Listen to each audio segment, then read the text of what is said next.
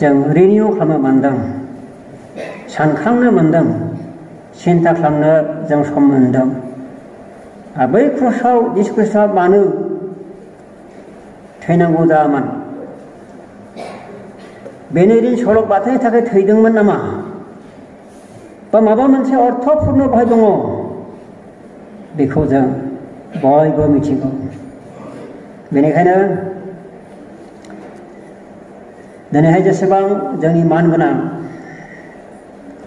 बिमाफोर बिफाफोर दं, समायना जोहोलाव सिख्लाफोर दं, रानिमोन बाबुमोन गथ' गथायफोर दं, दिनैनि बे जिसु ख्रिस्टनि क्रसआव थैनाय दिनखौ जों गोसोआव दोननानै, बिनि पिक्चारखौ जों गोसोजों नायहरनानै नोंनि जिबनजों मा सोमोन्दो दं? आंनि ख्रिस्टियान जिबनाव अनलायग्रा ख्रिस्ट लोगोफोर, जों बेखौहाय सानहाबनानै नायगोन। गसपेलनिफ्राय माखासे शास्त्र पाठ हरदों, आउटलाइन। बेजों लोगोसे आं कয়েকটা सुजाबदेरनानैहाय आं बाथ्रा बुंनो नागिरदों।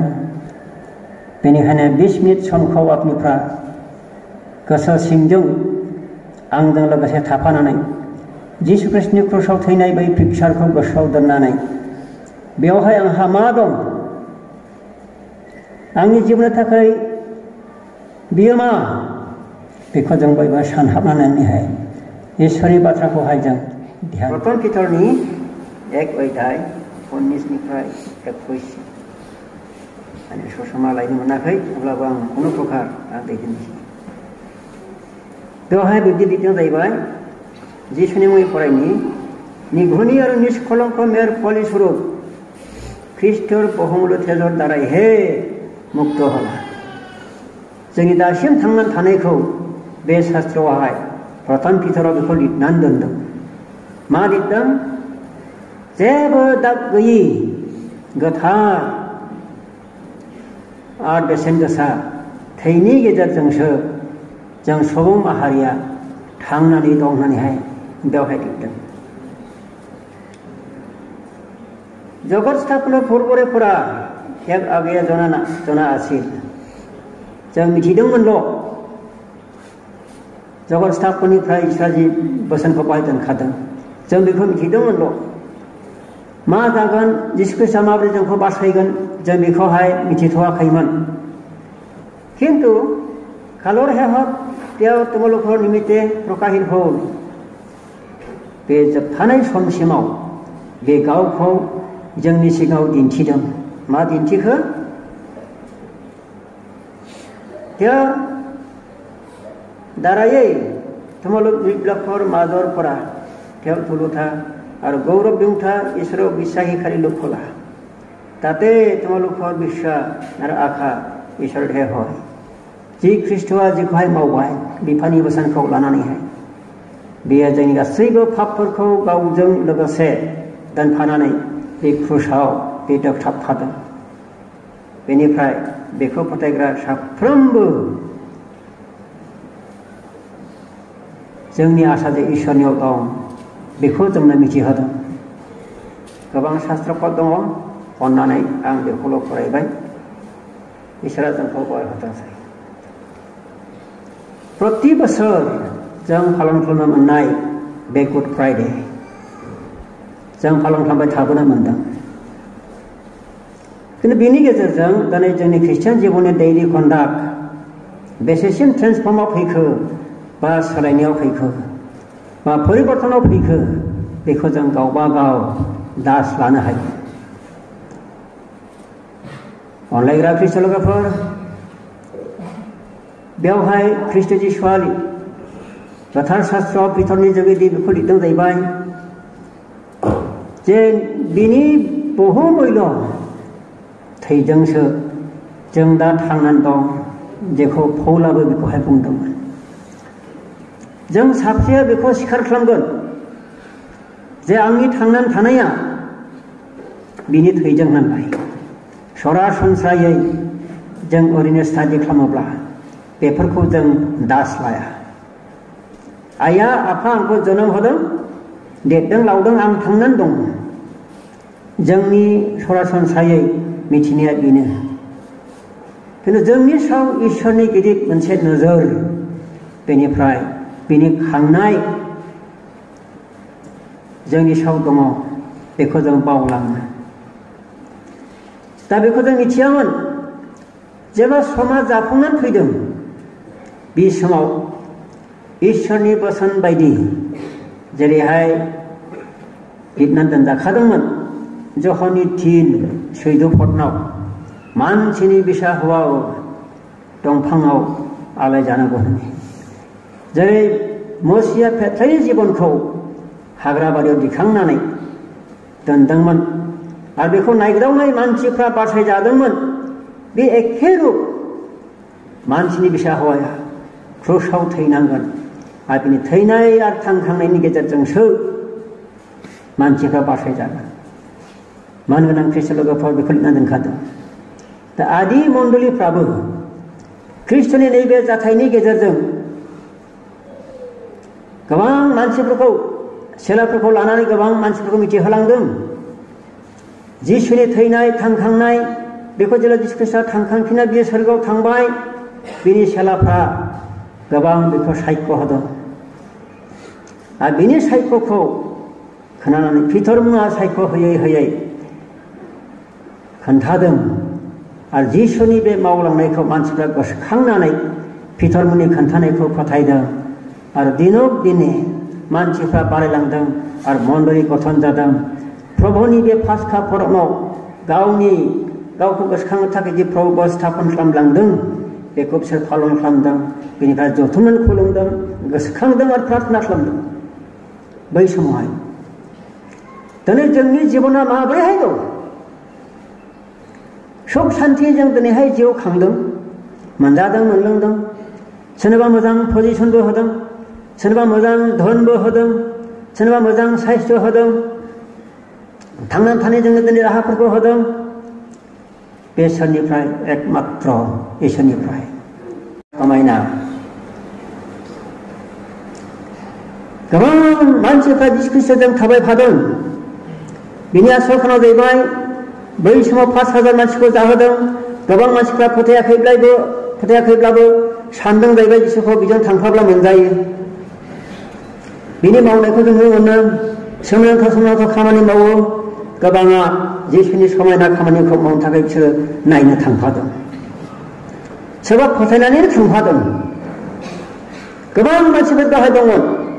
जिसु ख्रिस्टआ जेब्ला जेरुसालेम फारसे जात्रा खालामदों, बे दंफांखौ, दिमु दंफांखौ नुहुरनानै गावजों लोगोसे थानाय गोबां मानसिफोरनि गेजेराव फोथायखेबसु मानसिफोरबो दंमोन, फोथाय रोङि मानसिफोरबो दंमोन, दिन्थिफाग्राफोर दंमोन, मर्यादाबान मानसिफोरबो दंमोन। बेहा बे मोनसे उदाहरन होदों। बे उदाहरन जाहैबाय दिमुरु बिफां समायना। मार्कआव बेखौ लिरदों जाहैबाय बे फिथाइ थायनायनि समय जाथ'वाखैमोन। अब्लाबो बे मानसिफोरखौ मिथिहोनो थाखाय जिसु ख्रिस्टआ मा खालामबाय? ओंखाम उखैदों होननानै बेनिफ्राय फिथाइ मोननो थांदों। समायना बिफां, समायना बिलाइ, खिन्थु फिथाइ गैया। बोथोरावनो जिसु ख्रिस्टआ बिनिफ्राय फिथाइ बिदों। मानो? गावजों थांफानाय गोबां मानसिफोरखौ फिदिंनाय बाथ्राजों बिसोरखौ मिथिहोनो थाखाय गोबां मानसिफोर दंमोन। समायना धोन सम्पति दंमोन बिसोरहा, नाथाय जिउनि फिथाइ गैया। नायनो मोजां, जिउनि फिथाइ गैया। दा बेजों लोगोसे जिसु ख्रिस्टआ मिथिहोनो लुबैदों जाहैबाय बोथोराव जिसु ख्रिस्टआ फैयोब्ला जों बिनो मा होगोन? बेखौबो बे बानजायदों। जिसु ख्रिस्टनि बे दुखु सप्ताया बे ओरैनो जायाखै। बे इसोरजों फसंजाखानाय बे मोनसे दिनमोन। ओरैनो जायाखै बे घटनाफ्रा। बेजों लोगोसे इसोरनि जि गिदिर मोनसे परिकल्पना दं। इफिसियाव जुदि जों नायोब्ला बेखौ नुगोन जे इसोरा सोरगोआव थानाय हक बा पृथिबियाव थानाय हक, गासैखौबो बे ख्रिस्टनि गेजेरजों बिफासिनाव लांनो थाखाय बे परिकल्पनाखौ खालामदोंमोन। मा परिकल्पना? गोदान मोनसे परिकल्पना। इब्रिनि 10 अध्याय नायोब्ला 8, 9, 10 बायदासिम नायोब्ला गोदोनि दिनाव प्रफेसियेसननि थाखाय पाप मुक्ति खालामनो थाखाय बोरमा मेन्दाफोर बावोमोन, हुम बुलि होयोमोन, गोबां रोखोमनि आलखारावहाय बेदियावहाय बिसोरो हुम बुलि बावोमोन जाहाथे जोंनि पापमोन नागारजाथों होननानै।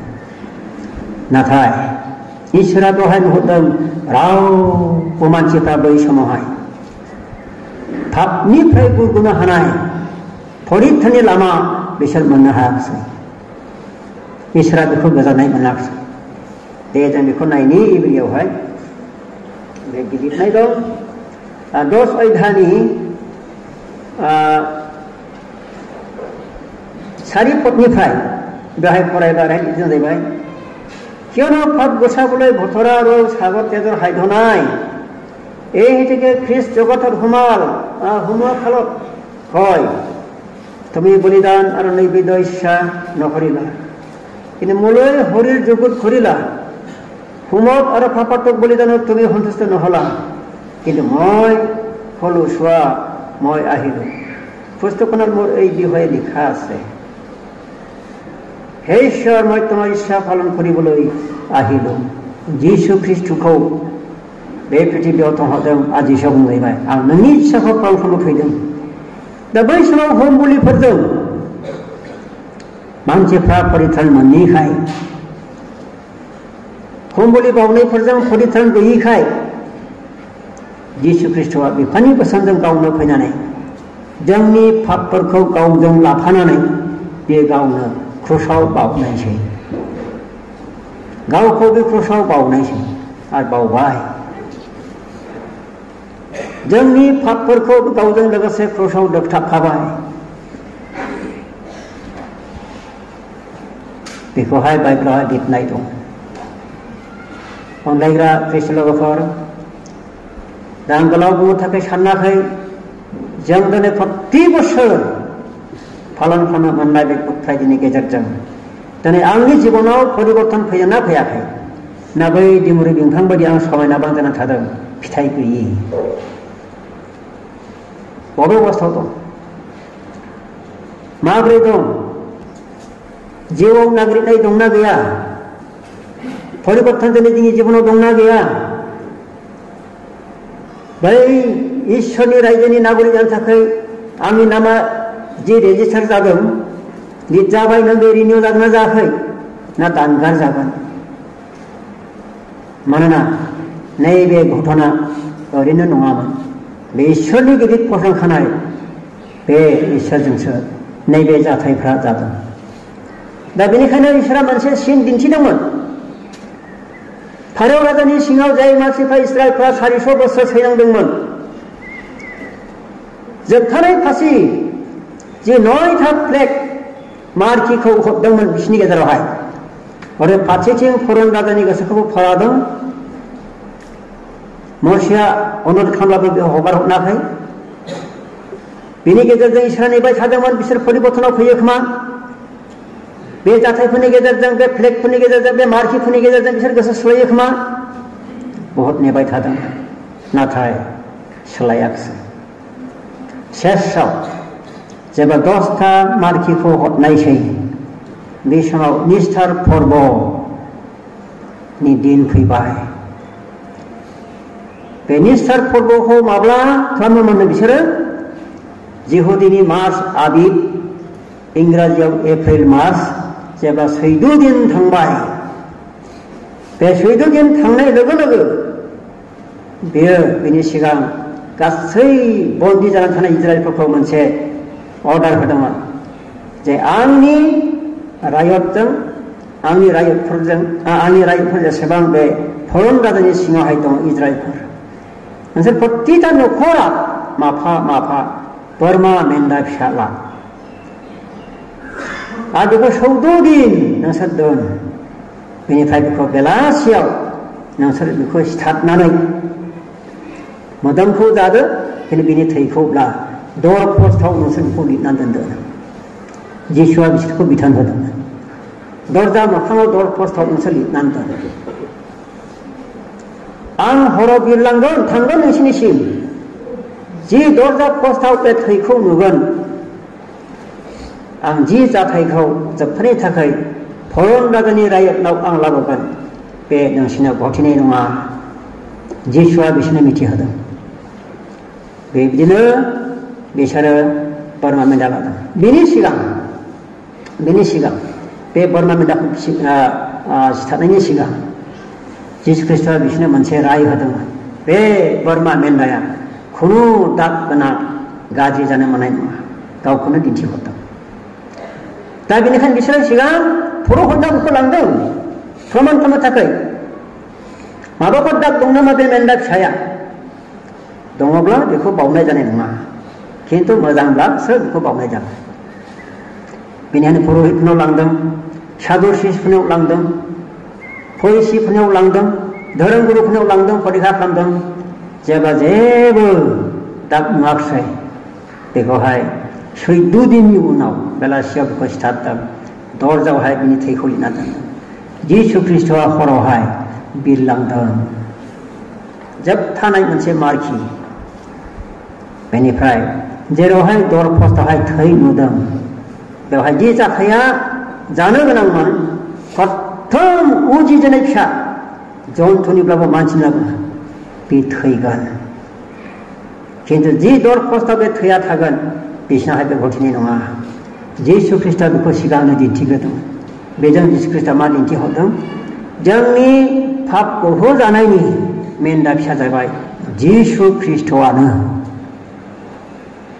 जिसु ख्रिस्टआनो गावनि क्रुसाव थै बोहैहोनानै जोंखौ पबित्र खृत खालामगोन, जोंखौ बायनानै लागोन, बेखौनो जिसु ख्रिस्टआ बिसोरनो दिन्थिदोंमोन। थारैनो जायनि न' दर पस्टआवहाय बे थैखौ दोनदों, इजराइल जेसेबां बन्दि मानसिफोर दंमोन फरन राजानि सिङाव, बिसोरहा बे घटनाफ्रा जायाखिसै। बेनिफ्राय फरन राजानि गासैबो रायतनाव जन्थुफोरनिसिम उजिजेननाय फिसाया दै थैनानै थांदों। जिसु ख्रिस्टआ बेवहाय मोनसे उदाहरन होदों। दा बेनिखायनो जिसु ख्रिस्टआ बे खामानिखौ मावनो सिगांनो जे आंदि बिदि जागोन, बिदि मावगोन, क्रुसाव थैगोन, बेखौ सेलाफोरनो सिगांनो खोन्थाग्रोखादोंमोन। मथेनि 20:17-19 पदनावहाय बेवहाय माबायदि बुंदोंमोन? बे सेलाफोरखौ फारसेथिं लांनो खोन्थादों, हे सेलाफोर, सम सफैब्ला सेलाफोरनि गेजेराव आंखौ सासे मानसिया हमनानै होगोन, शत्रुनि आखायाव आंखौ गथायगोन, आंखौ बुगोन, निन्दा खालामगोन, आंखौ क्रुसाव होगोन, नाथाय सानथामजों आं जिखांफिनगोन, बेखौ सेलाफोरनो खोन्थाखादों। सेलाफोरनो बेखौ सिगांनो खोन्थादों, गावनि थैनाय थांखांनाय। खारन जिसु ख्रिस्टआ बेखौ मिथिखागौ। बेनिखायनो गेतसेमानि बागानाव बे जेब्ला प्रार्थना खालामदों, हे प्रभु आफा, नोंनि इच्छाब्ला बे फानफाथुआ आंनिफ्राय गोजान जाथों, खिन्थु बेबो आंनि गोसो बायदि थाट्टा खालामदों। बे समावहाय प्रथम कायाफानाव लांदों, बेनिफ्राय हानन, बेनिफ्राय पिलात, हेरद, उल्थां फाल्थां, जेबो दाय मोनाखै। मथिनि 27 नायब्ला बेवहाय जों ओरैहाय नुनो मोनो जाहैबाय जे पिलातना सोंदों, हे नों नासरथिया जिसु नामा? देसे बुंसाय। जिसुआ सिरि थादों। बे समाव पिलात राजा बुंदों, आं नोंखौ हगारनोबो हागौ, नोंखौ क्रुसाव दोहोनोबो हागौ, बे क्षमता आंहा दं, नों मानो बुङा? बे समाव जिसु ख्रिस्टआ फंसे बाथ्रा बुंदों, बे क्षमताया गोजौनिफ्राय ओङामोनब्ला बे जानाय नङामोन। जिसु ख्रिस्टआ बेखौ बुंदों। अब्ला बे शास्त्रआव जों नुनो मोनो जाहैबाय, आपनिफ्रा जुदि नथिनि 27 आयदाव फरायजोबोब्ला बेखौ जों नुगोन। पिलातना बे बाथ्रायाव जेबो दाय मोनाखिसै, दाय मोनाखै। बेनिफ्राय बे थंहरफिनबाय रम फासि, हेरद राजानि फासि बिसार खालामनो थाखाय। बै समावहाय हेरद राजाजों पिलातजों मनमालिन्य दंमोन, सैज्लायि। बे घटनानि गेजेरजों जिसु ख्रिस्टआ मा मावखो? बे राजा सानैनि गेजेराव जे मनमालि दंमोन सैदोयि दंमोन बिसोरो रंजालायदों हामलायलायदों मिलायलायदों। सोमोनांथाव जिसु ख्रीष्टआ बेवहाय गावनि सैनायजों कमप्रमाइज लाबोदों। नैबे जाथायनि गेजेरजोंबो जिसु ख्रीष्टआ बेखौ मावदों। दा जिसु ख्रीष्टखौ बे रोखोमनि बिसोरो धारणा खालामो। दा ख्रीष्ट जिसुनि सैनांनायाव जों माखासे जिसु ख्रीष्टनि गुनफोरखौ नायनो। जिसु ख्रीष्टआ बै समाव क्रुसाव होजाबाय बेखौ बाइबेलाव डिटेल्स दङ बेखौ आं बुंनो थाङाखै खिन्थु बिनि कनसिकुवेन्स बिनि अर्थ बिनि गुनफ्रा मा मामोन जोंनि थाखाय जिसु ख्रीष्टआ मा मा मावलांखो मा मा दिन्थिलांखो बेखौसो जों दिनै एसे आलोचना खालामो।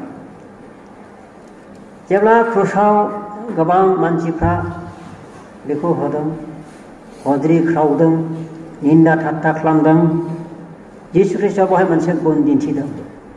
हे आफा नों बिसोरखौ क्षमा खालामदों मानोना बिसोर जेबो मिथिया। बेखौ मानो बुंखो जिसु ख्रीष्टआलाय? जिसु ख्रीष्टहा जे हमथासानाय गोसो बेहा गुन दं आरो बे धोरोमिया आरो बे जोंखौ बासायनो थाखाय बे निघुनि निष्कलंक जाथारनांगौ बेखौ बे बेवहाय दिन्थिदों। निन्दा ठाट्टा खालामदों बुजादों सोबादों मुजुदला जादों फंसेबो जिसु ख्रीष्टआ बुङाखै। रेभारेन्सिप बिनि जि गुन बेखौ दिन्थिदों। जों मोनब्ला गथायसोदों बिसारकर्तानि आखायाव गावखौ गथायदों। मानो? नोंनो आंनो निगुरतत्व जिसु ख्रीष्टआ बासायगिरि बे गुनखौ बियो दिन्थिनांगौ। अनलायग्रा ख्रीष्ट लोगोफोर जोहोलाव सिख्लाफोर जिसु ख्रीष्टआ गावनि गुनखौ बे दिन्थिलांदों। मुजुदला जाब्लाबो जेबो बुङाखै। निन्दा होजाब्लाबो बे निन्दा होफिनाखै। खिन्थु बिसारकर्तानि आखायावहाय बेयो गावखौहाय गथायदों। मानो?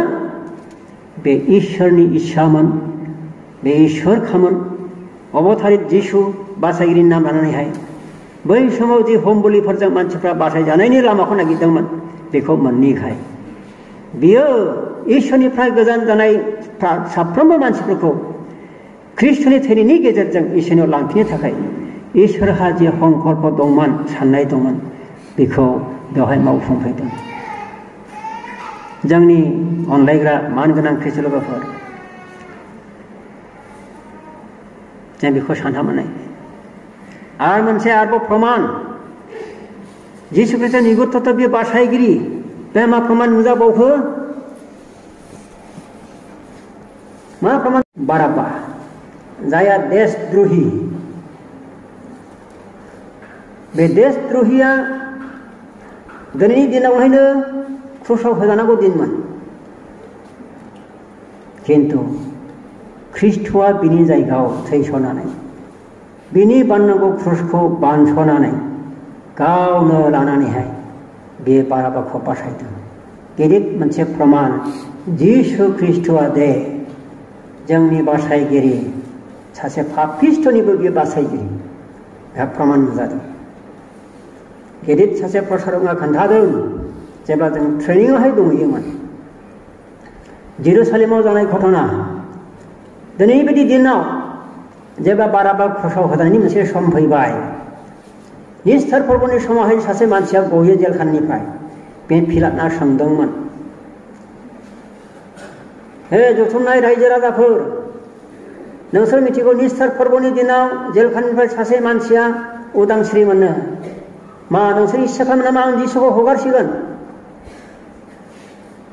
बेवहाय बिसोरो मानियाखै बेखौ नाङा। अब्ला सोरखौ? जोंनो बाराब्बाखौसो नांगौ। मानो? जिसुआ मा पाप मावखो?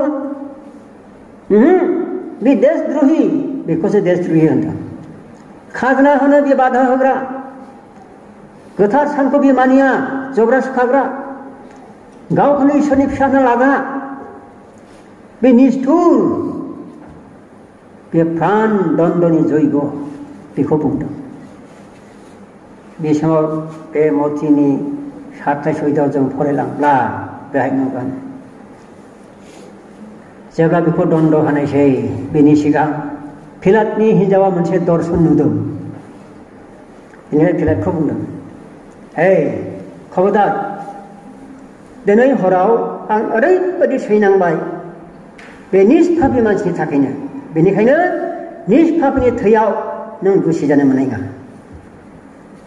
पिलातखौ गावनि फिसायखौ बे बादा होदों। दा फारसेथिं पिलातआबो नुबाय खुनु दायानो गैया। जेब्ला पिलातआ आरोबाव सोंबावदों, नों इहुदिफोरनि राजानि, नों इसोरनि फिसानि? बेखौ नोंनो बुंबाय, नोंनो बेखौ बुंबाय। पिलातआ जेबो दाय मोनाखिसै। हिनजावनि बे बुंनायखौबो बे गोसोआव थाबाय, गावबो दाय मोनाखिसै। दै बिहरबाय आखाइ सुनानैहाय, बे निर्दोषिनि सायावहाय आंहा जेबो दुसि गैया, नोंसोर मा खालामै खालामैथो, आं हले जेबो दाय मोनाखिसै। अनलायग्रा ख्रिस्ट' लोगोफोर, बै जायफ्रा जिसु ख्रिस्ट'खौ क्रुसाव होदों, गासैबो बे सुबबार्ता गांब्रै जेब्ला जों नायो, जेसेबां आयदाफोर जिसुआ इसोरनिफ्राय बे फैखानायखाय बे क्षमता बिहा दंमोन। अनलायग्रा ख्रिस्ट' लोगोफोर, आरोबाव गोबां फोरमान दं। जिसु ख्रिस्ट'आ क्रुसाव थानाय समावनो जोंनि थाखाय गोबां मोनसे गोसोआव लाखिनो गोनां बेहाय जाथायफ्रा जाफुंदों। जेब्ला जिसु ख्रिस्ट'आ क्रुसावहाय जिउ गारदों, बे समाव 12थानिफ्राय 3थासिम इसोरनि सृष्टिया बेखौ नायनो हागोन। खोमसि जादों, सानाबो हरवाखै, अखाफोराबो हरवाखै, खोमसि। आरो बेसे गिलु बालु बांग्रिमजों सोमावग्लुबदों। बेहाय मोनसे प्रमाणनि दिन जाहैबाय, बे नंथारगौ इसोरनि फिसामोन होन जायहा सेससिम बेहाय नेबाय थादोंमोन बे सान्थ्रिया, बेखौ बुंनो गोनां जादों, नंगौ बे इसोरनि फिसामोन। आरो बे समावनो गोबां मैदामफ्रा अर्थात गोथै हाखरफ्रा एवस्रावदों। जिसुखौ फोथायनाय मानसिफ्रा बे समाव जिखांदों, जिसु ख्रिस्ट'खौ लोगो मोनदों। बे प्रमाणफ्रा बाइबेलाव लिरनाय दं। आरो जिउ गारनाय लोगो लोगो मन्दिरनि सिया, जेरुसालेम मन्दिरनि सिया थुख्ला खावनै बे जिखावदों। खारन जिहुदी आरो फरजाथिफोरजों गोबां फाराग दंमोन, मुगैलायनाय। फरजाथिफ्रा बारान्दायावसो थायोमोन, नाथाय जिसु ख्रिस्ट'आ जि देवाल दंमोन, होथेनाय दंमोन, बेखौ बोखारनानै बे परित्राननि लामाखौ बयनोबो दिनै खेवनानै होबाय। अनलायग्रा ख्रिस्ट' लोगोफोर, बे गासैबो जाथायफ्रा जोंखौ मोननो थाखाय, जोंखौ बासायनो थाखाय जिसुआ बेखौ मावदों। जिसुआ गावखौ बलि होनायजों साफ्रोमबो पापफोरखौ बियो गावनि थैजों सुस्रांनानै जोंखौ बियो पबित्र खृत खालामनानै लाबाय। एब्रि 10:10आवहाय लिरनाय दं। दा जों फोथायखाब्लाब्ला जों बुंनांगोन, हे प्रभु, नोंनि पबित्र आत्मा आंखौ बासायदो, नोंनि पबित्र आत्माखौ जोंनो हरदो। जों जुदि फोथायखाबायब्ला जों बेखौ दा बुंनो नांलिया, खारन जिसु ख्रिस्टआ जोंखौ सायख'ना लाखाबाय, पबित्र खृत खालामखाबाय। खिन्थु जाय मानसिफ्रा दाबो गावखौ दास मोनाखै, बे मानसिफोरनि थाखायसो जिसु ख्रिस्टआ बे गासै जाथायफोरखौ मावनानैहाय दिन्थिलांदों। अनलायग्रा ख्रिस्ट' लोगोफोर, जों दिनै गोसोखांनि आंनि जिबनाव ख्रिस्ट'नि नैबे सैनाया आंजों मा सोमोन्दो दं, मा सोमोन्दो दं। आंखौ बासायनो थाखाय बियो मा मावखो, बा आंनि थांनानै थानाया बबेनिफ्राय फैखो, बेखौ जों नायगिरनोब्ला गोथै बाइबेलाव जों मोनगोन एकमात्र जिसु ख्रिस्टनि थैयाल' जोंखौ दिनै पापनिफ्राय गुरग'होबाय, जोंनि मान गोनां ख्रिस्ट' लोगोफोर। दा बेनिखायनो बाइबेलाव बेखौ दिन्थिदों।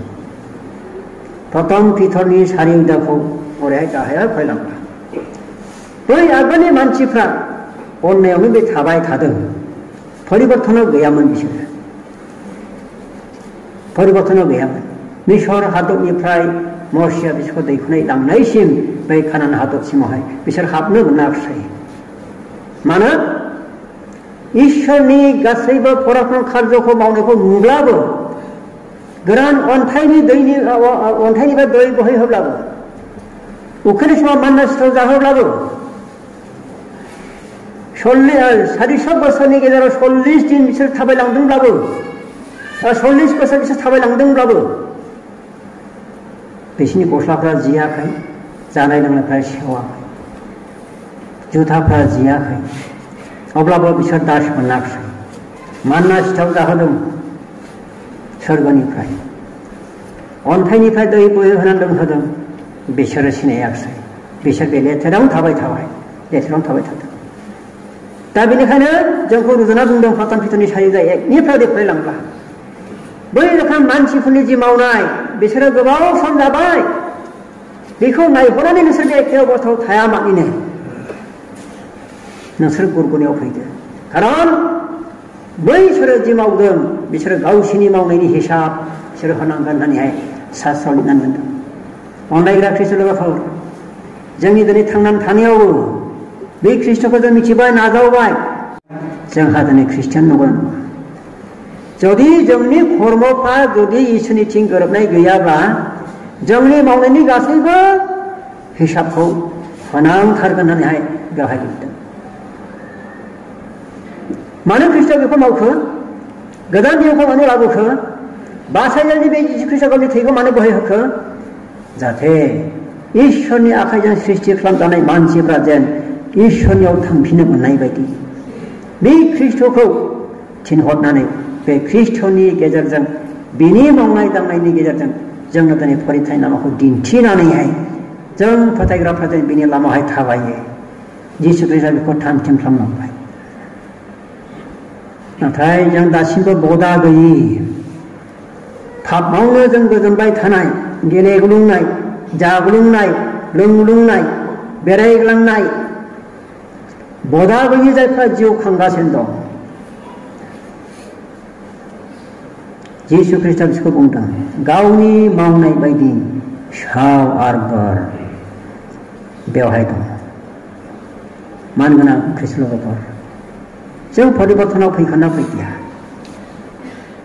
ना दाबो जों एखे अबस्थायाव दं?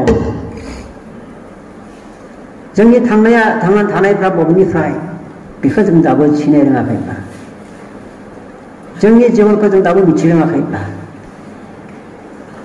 जोंनि मावना जानायनि खायदाफोरखौ सोर होखो बेखौ जों मिथिरोङाखैब्ला, अनलायग्रा ख्रिस्ट' लोगोफोर, दिनैनो नोंसोरो बे बाथ्राखौ खोनानो मोनोमोनब्ला, इब्रियाव बुंदों, नोंसोरो दिनैनो जुदि बासायजानायनि बाथ्राखौ खोनायोब्ला बै सम बादि नोंसोरो गावखौ दादोनसै होनना बुंदों।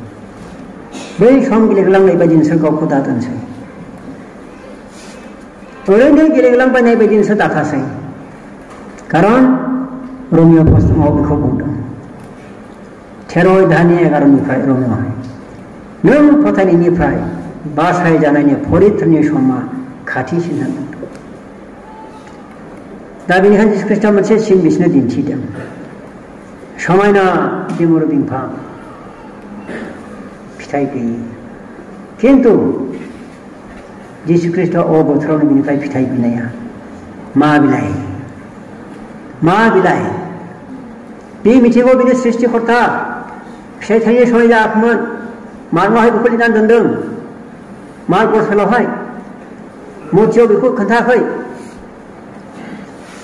खारन मार्कआ प्रथम गसपेल, खिन्थु बेखौ मानो मथिनि उनाव दोनखो? बे गासै जिसुनि बिबरणखौ, बे रिपर्टखौ लाजोबग्रोनानैसो बे बेवहाय दोनदों। बे साइनपसिस गसपेलनि बे मोनसे खोथा दं। अनलायग्रा ख्रिस्ट' लोगोफोर, जों बबाव दं? जों महाय दं? जों माबोरै दं? जों माबोरै थांनानै थादों? बेखौ नायगिरनोब्ला बिनि उत्तर मात्र बाइबेल दं। मात्र बाइबेलाव दं। बेनिखायनो गालातिया पुस्तकाव पौला बुंदों जे आंनि थांनानै थानाया एकमात्र ख्रिस्ट'जोंल', थैनाया बेनिखायनो लाब। थांनानै थासेयाव जुदि जों फोथायनानै थानो हाबायब्ला थैनायाव जोंहा मोनसे लाब जायो, बेनो आंनि फोथायनायनि मुलाम्फा ख्रिस्ट'नाव दं। अनजाग्रा जोंनि ख्रिस्टियान ओनसोलाव सिख्लाफोर, दिनै गाबोननि जुग नोंसोर जुदि नायोब्ला दाउखा खामफ्लाय, मिथिगौ दाउखा खामफ्लाय माने बे गुबुन बिराद गिलुबालु मोनसे बोथोर। गावखौ सिनाय रोङि, मिथि रोङि, बबे पजिसनाव दं, माबोरै दं मिथि रोङि, सिनाय रोङि, बे रोखोमनि अबस्थायाव जों दिनै बयबो मानसिफ्रा गाव गावनि गोसोजों थानायखाय जों एखे फाफावनो जों दिनैहाय दं। रमिअ जिखौ लिरदों सासे मानसिनि गेजेरजों बे फाफआ जोंनि पृथिबियाव सफैबाय, बे एखेयावनो दं, परिबर्तना जोंहा गैया।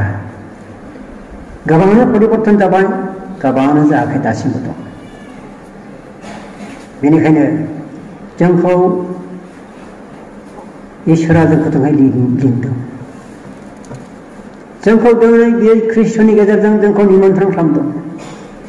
बिनि इस्सा बेनो जेखौहाय एफिसियानि 3 अध्याय आरो गाहायाव जेरैहाय लिरदों जे बेवहाय बेबायदि बुंलायबाय, इसोरनि इस्सा बेनोमोन पृथिबियाव थानायानो जाथों बा स्वर्गआव थानायानो जाथों, गासैखौबो ख्रिस्ट'नियाव खौसे खालामनानैहाय बिसोरखौ फोसाबलांनो जेब्ला समाया जाफुंनानै फैयो बे समाव बिफा इसोरखौ जों लोगो मोननो थाखाय इसोरा बेखौनो सानदों, बे ख्रिस्ट'नि गेजेरजों जोंखौ स्वर्गआव लांनो थाखाय। माब्रै जिसु ख्रिस्ट'नि गेजेरजों जोंनि स्वर्गआव थांगोन? 3.5 बोसोर जेब्ला जिसु ख्रिस्ट'आ बे पृथिबियाव दंमोन, बे समाव 12 जन सेलाफोरखौ लानानै गावनि निगुर थप्थ' खामानिखौ इसोरनि बोसोनजों बिजिखौ मावनो गोनां दंमोन, मावनानै दिन्थिदों, बुंनानैबो दिन्थिदों, खालामनानैबो दिन्थिदों, अनेक उपदेश होनानैबो दिन्थिदों। ख्रिस्ट' लोगोफोर बेखौ जिसु ख्रिस्ट'आ दिन्थिलांदों। खिन्थु असमयावनो सेलाफ्रा जिसु ख्रिस्ट'खौ हमनो नागिरदों।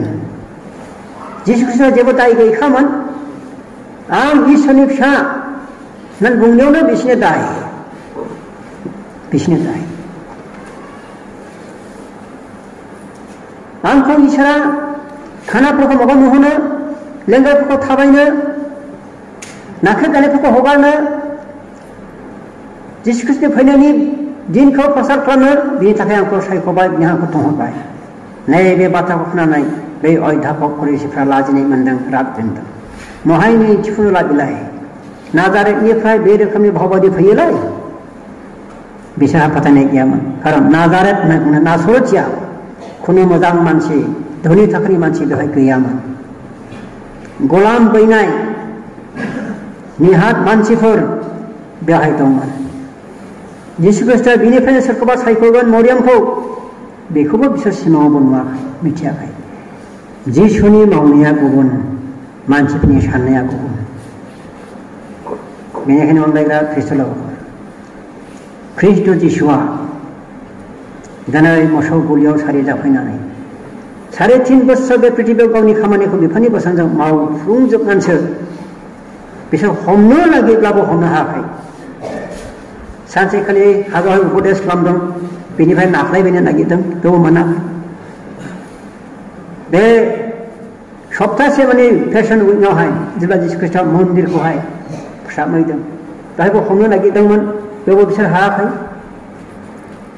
जेब्ला समाया जाफुंथारबाय, बे समावसो जिसु ख्रिस्ट'आ बुंखानाय बायदि नोंसोरनि सेलानिफ्रायनो आंखौ सासेया शत्रुनो गथायगोन। जेब्ला समा फैदों, जेब्ला जिसु ख्रिस्ट'आ मावजोब्बाय, शेषआव बियो प्रभुखौ संस्थापन खालामनानै गालांनायसै, बेनिफ्राय सेलाफोरनि जोबनायाव आथिं सुनायसै। बे दृश्यखौ दिन्थिस्लानानैहाय जोंनि गेजेराव जे जोंबो बिदि मावलायनांगौ, गुबुनखौबो जों सेबा खालामनांगौ, बे गासै आदर्शफोरखौ दिन्थिजोबनानैसो जिसु ख्रिस्ट'नि समाया जाफुंगोन। बेनिफ्राय बिसोरो सम बायदिसो बिसोरो इस्करन्थिया जिहुदानि गेजेरजों जिसु ख्रिस्ट'खौ हमनो मोनदों। बिनि सिगां बे जाथाया हमनो मोना। दा अनलायग्रा खृष्टान लोगोफोर आं फोजोबनायसै जों दिनै माबोरै रिनिउ खालामगोन खृष्टाननियावलाय गुबुन समा बारलांबाय जों देग्लाय आजों गोसोखांनि पृथिबीनि जाथायफोरखौबो जों नायहरनानै जों गोसोखांनि समाया फैथारबाय होनना जोंखौ दिनै जे फोजाखांदों जोंनि गेजेराव